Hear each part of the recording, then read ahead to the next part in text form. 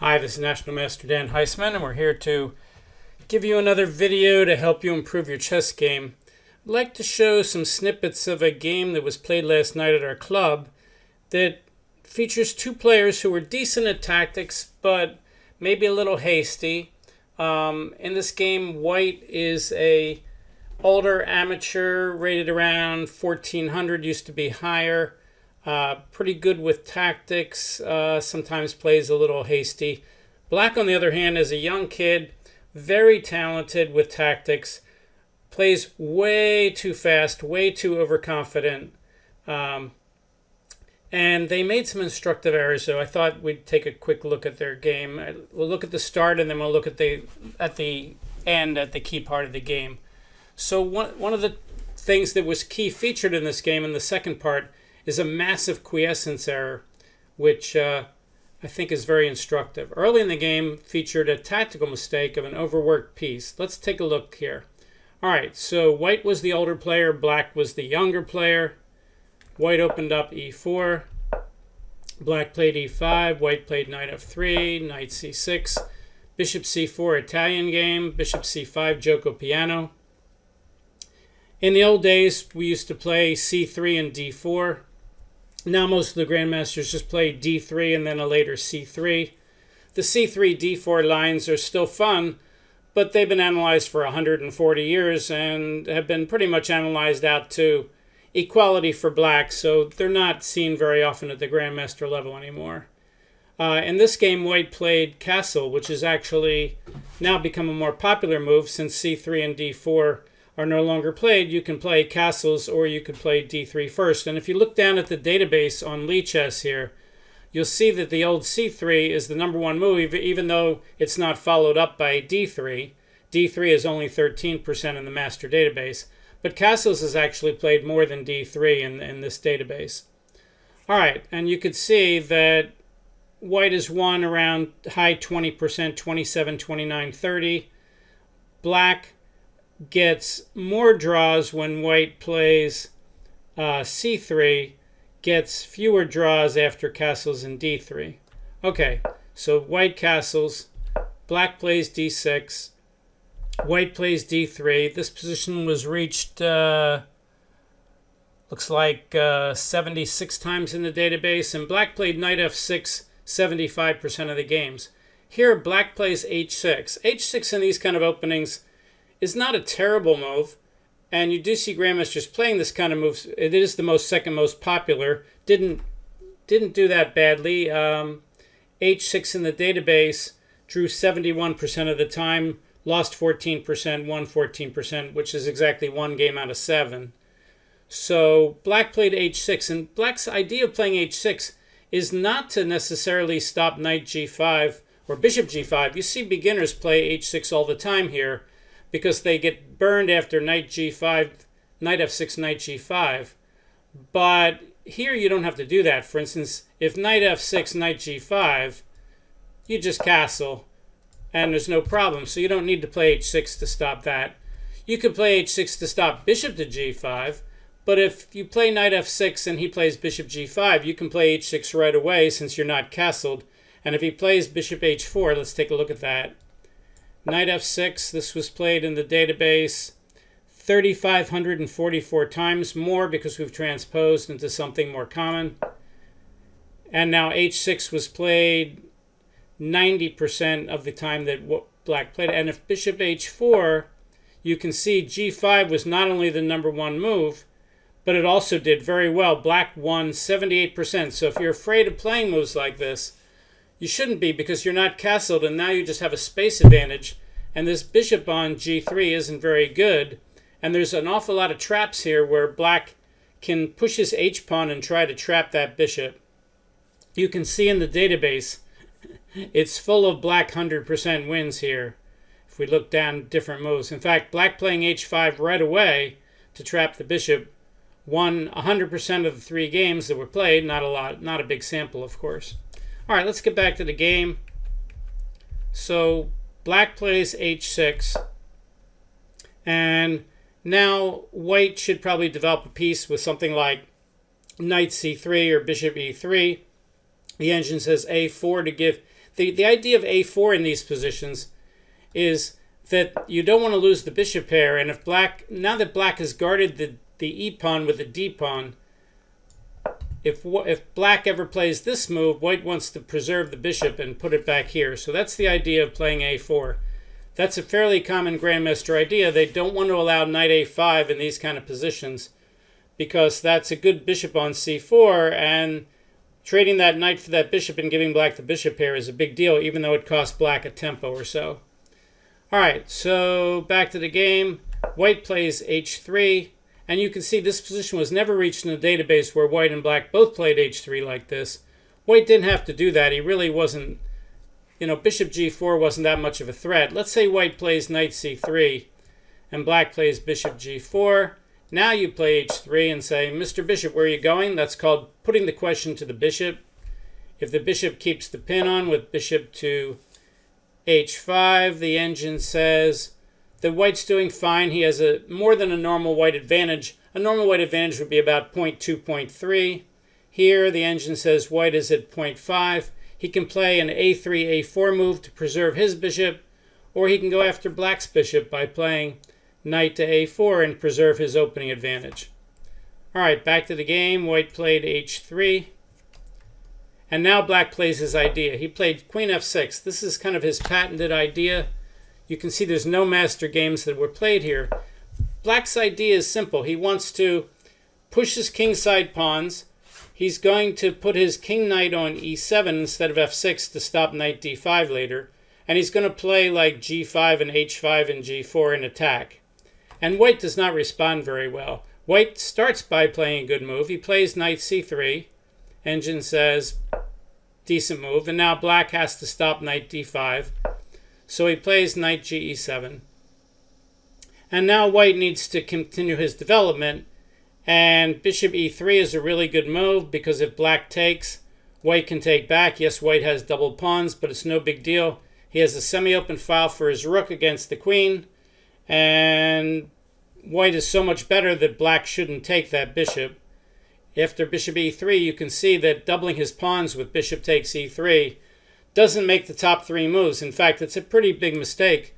Right here, the engine says if black plays knight d4, then white should take it with the bishop, and white is ahead by about 0.4. Now it's down to 0.0, 0.1. So white has maybe a normal opening advantage if he plays this move.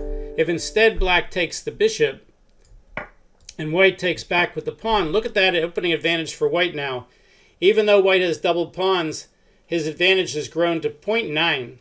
So if you're one of those people that I run into occasionally that's deathly afraid of double pawns, here that getting the only semi-open file on the board in a position like this is a big deal, and getting the double pawns is a very, very, very small deal.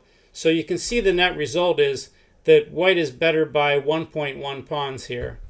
So don't be afraid to do this. So in the game, white doesn't know this, and he wants to play bishop e3, but he doesn't want the double pawns. So he plays rook e1, which is not a good move, because now if he plays bishop e3 and bishop takes, if he takes with the pawn, the rook's not on the semi-open file, and if he takes with the rook, then he has no semi-open file. So trying to avoid the double pawns this way really doesn't make a lot of sense, but you see a lot of amateurs doing this. All right, so here the engine says black should go ahead with his plan and attack on the king side with either g5 or queen g6. I guess g5 right now is minus 0.3. Queen g6 is minus 0.2, all because of that rook e1 move. Black instead plays knight d4, which is not his best move, but it's consistent with what he likes to play. And now white should just trade off that knight. He should play knight takes d4, and if bishop takes d4, he should play bishop e3 with equality. Let's show that on the board for those of you who can't visualize. Takes, takes, bishop here, and the game is equal. Now it says white's up by 0.1, maybe 0, going back and forth. That's what white should play. Instead, white makes a tactical error. Now, white's a decent tactical player, but he's not a great tactical player. And he's good when things get a little tricky. Here, it's not even that tricky. He just has a plain old overworked piece. Now, which piece is the overworked piece? If you're not sure from looking at this position, you'll see it in the game. White plays the blunder bishop e3, and black, who's tactically very astute, and he plays a lot of his moves very, very quickly. He saw that he was winning a pawn here. Which pawn is he winning? Well, he's going to win the h3 pawn. Why?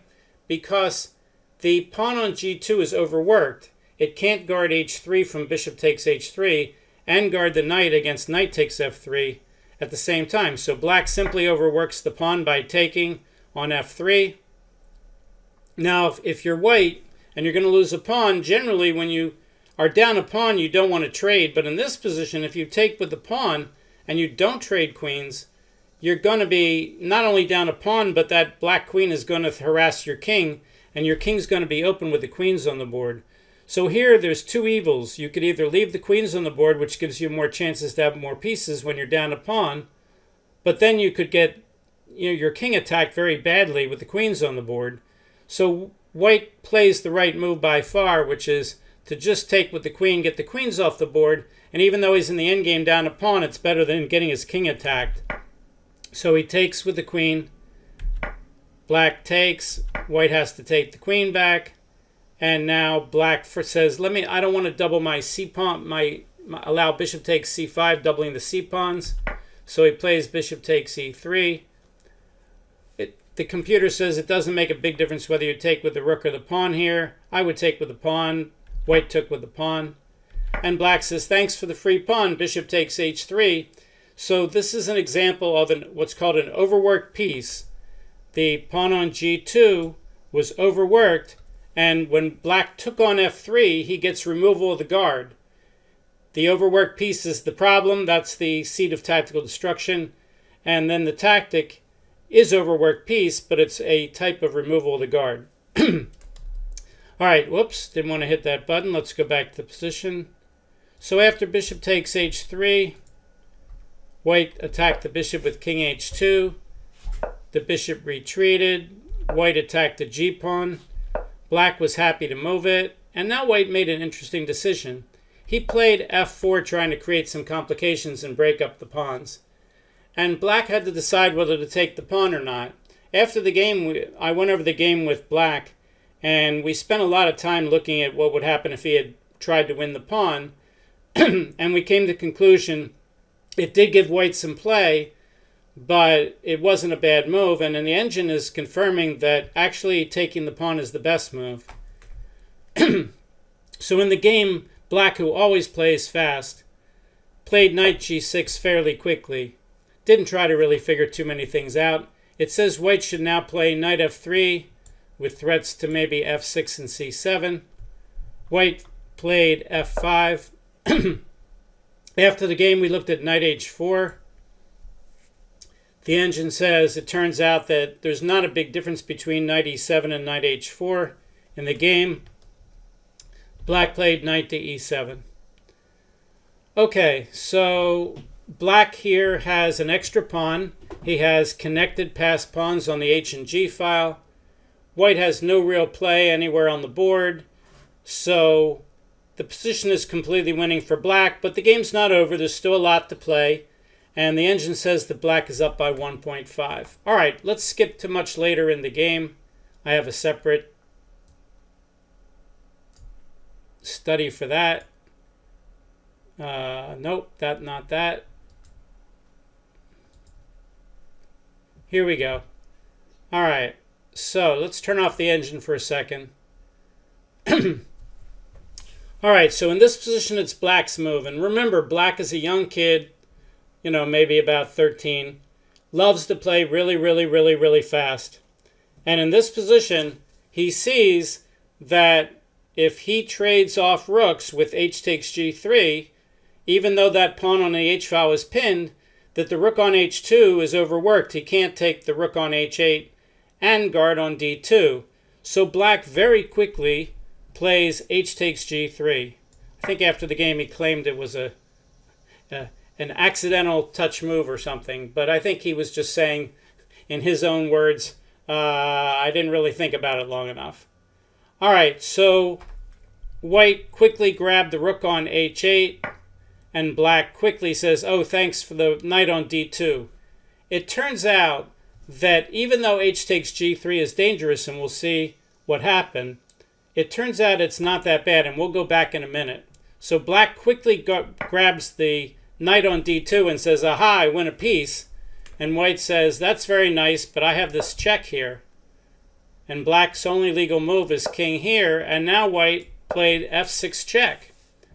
Well, if black goes back to guard his knight, rook to h8 is checkmate on the move with the pawn and the rook. So he can't guard the knight, so he has to go somewhere else.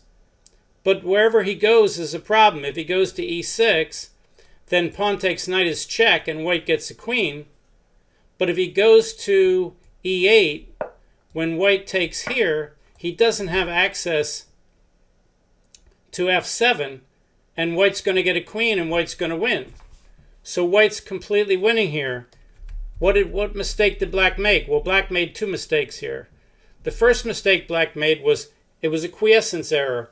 The only thing he looked at was h takes g3, rook takes h8, rook takes d2. He said, oh, I'm winning a piece. So he stopped right here. But if you stop when your opponent has further checks, captures, or threats of consequence, then that's called a quiescence error. Well, does white have any checks, captures, or threats of consequence? And the answer is not only does he have them, but it's completely winning. Rook checks. His only check on the board is rook to h6 check. I think that's true. And now it's pretty easy. King e7 is the only legal move. f6 is the obvious fork. Doesn't matter where the king goes. He can't stop the pawn. He would love to get his rook back here, but he can't. So he has to move the king somewhere. He either has to block the file for the rook, and now the rook still can't come back, and white's getting a queen. All right, so that's called a quiescence error. You don't look far enough. But actually, he didn't look wide enough. It turns out, as we'll see from the engine when I turn it on, h takes g3 is not the massive blunder that it looks like in this position.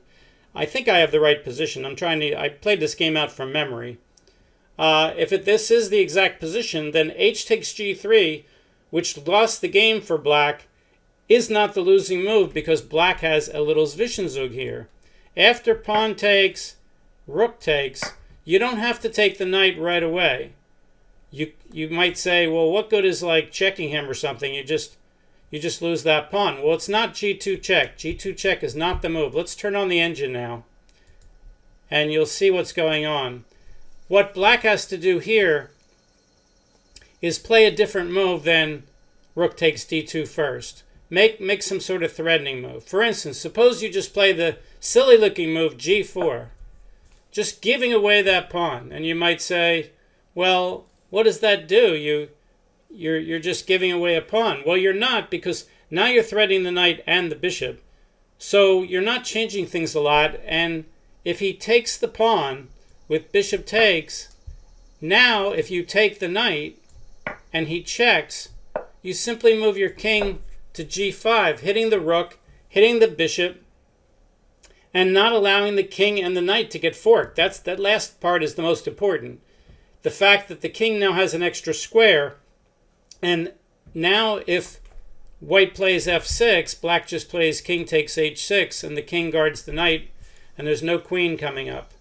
So it turns out in this position, black has lots of moves like g4. He could play king e7 first. He could even play knight takes f5. But g4 is the best move. g4 is just winning. So I call this the ABC error. Suppose you are playing a game and you analyze, if I play h takes g3 and he plays rook takes h8, that overworks the rook on h2 and I can take the knight on d2. And suppose you take the rook on g3 and he plays rook takes h8. And instead of analyzing the position and seeing what would happen after rook takes d2, suppose you just quickly play here. Why do I call that the ABC error? Because you're looking 3 half moves deep.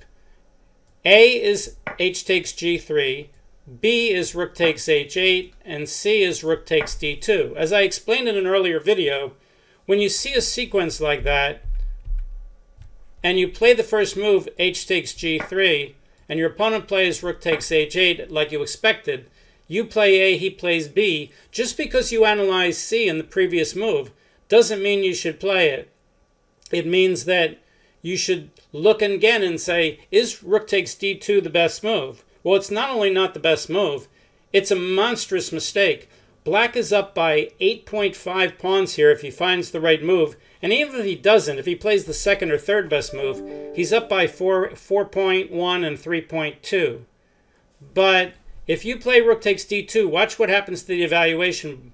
It goes from minus 8.5, and after rook takes, it goes to plus 7.9. It says the best line now is rook h6, king e7, f6, king d7, f takes g7, rook h2, rook takes h2 should win easily. White's just getting a queen. It says white should play rook f6 and be up 11. And if I was white, I think I would just take the rook to trade when I'm winning. Pawn takes. I would get my queen. And this pawn can't queen because my bishop's watching it. And end of game. So when you do get these positions, don't make the ABC error. So this is not only a quiescence error, it's also an ABC error because I wasn't watching the game at this point, but I know these players, and I'm betting anything that black played rook takes d2 fairly quickly. And when I say fairly quickly, I don't mean in a minute or two. I mean like in probably 2 seconds. That's the way he plays. But actually, how much of an error is that? Rook take right 8.5 to 7.7. So that's a 16. Now it's 8.4. So that's a 16.9, now 17 pawn error. So he made a 17 pawn error in, again, to be fair to him, I wasn't watching the game at this point, but their game was over pretty quickly. He made a 17 pawn error with this quiescence and ABC error. If black would just take his time here, if a grandmaster was playing black, he would take his time. He'd be completely winning. I'm sure a grandmaster would find a move like g4. And white would soon resign. Instead, it was black who soon resigned when white got a queen, and game was over. Okay, so today we saw an overworked piece in the opening. We saw some interesting opening ideas in the Giouco Piano, and we saw examples of both the quiescence and ABC error all at the same time here in this final tactic. And yet, if black had just played a little slower and a little more carefully, turns out the combination he was thinking of playing actually does work, but not quite the way he thought it did. All right, hopefully you found this video instructive, and please tell your friends about the channel. If you haven't subscribed, you can do that. You can like the video, and I will see you next time. Thanks. Bye.